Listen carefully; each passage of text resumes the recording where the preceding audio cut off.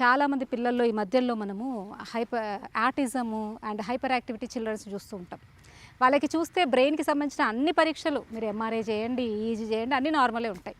కానీ వాళ్ళ ప్రవర్తన మాత్రం వేరే వాళ్ళతో చూస్తే డిఫరెంట్‌గా ఉంటది. అంటే క్రియాత్మక శక్తి అంటే ఆ పనితీరు బ్రెయిన్ యొక్క పనితీరులో మాత్రమే మార్పొచ్చింది.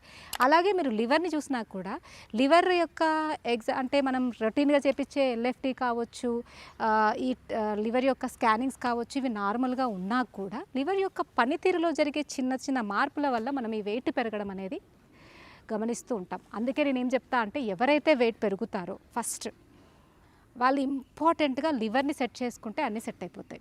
సో లివర్ని ఎలా సెట్ చేసుకోవాలా వెయిట్ తగ్గాలంటే అంటే లివర్ని మంచిగా పనితీరుని దాన్ని మెరుగుపరుచుకోవడానికి లివర్ని యాక్టివేట్ చేయడానికి ఆయుర్వేదిక్లో కొన్ని మూలికలు ఉన్నాయి. సో వాటిని రెగ్యులర్గా తీసుకోవడం ఒకటి. రెండవది లివర్ని రిజ్యువినేట్ చేయడానికి కొన్ని ట్రీట్మెంట్ విధానాలు ఉన్నాయి, వాటిని చేయించుకోవడం.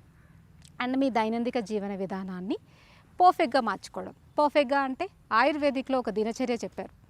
ఎప్పుడు లేవాలి, ఎప్పుడు పడుకోవాలి, ఎప్పుడు తినాలి, ఎలా ఆలోచించాలి, వీటన్నిటిని ఎస్ఓపీస్ అని కూడా అనుకోవచ్చు. అంటే ఒక గేమ్ ఆడడానికి మనము కొన్ని రూల్స్ ఉంటాయి. ఒక బాస్కెట్బాల్ ఆడాలంటే 5 మంది ప్లేయర్స్ ఉంటారు.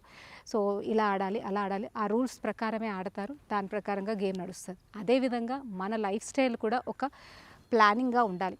మీకు నచ్చినప్పుడు లేవడం, నచ్చినప్పుడు పడుకోవడం, మీకు నచ్చినట్టుగా తినడం, నచ్చినవి తినడం, ఇలా చేస్తే మీరు ఖచ్చితంగా వెయిట్ పెరుగుతూనే ఉంటారు.